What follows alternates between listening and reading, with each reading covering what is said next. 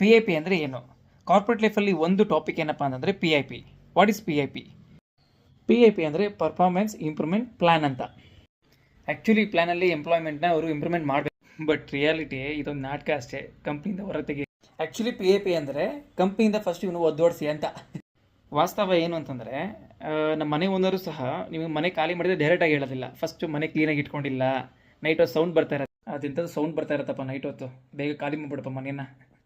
P A ಪಿಲಿ ಏನು ಅಂತಂದರೆ ಬೇಕು ಅಂತಲೇ ಹೆವಿ ಟಾಸ್ಕ್ ಕೊಡ್ತಾರೆ. ಆ್ಯಕ್ಚುಲಿ ಇಂಪಾಸಿಬಲ್, ಅದು ಮಾಡೋಕ್ಕಾಗೋದೇ ಇಲ್ಲ, ಆದರೂ ಕೊಡ್ತಾರೆ.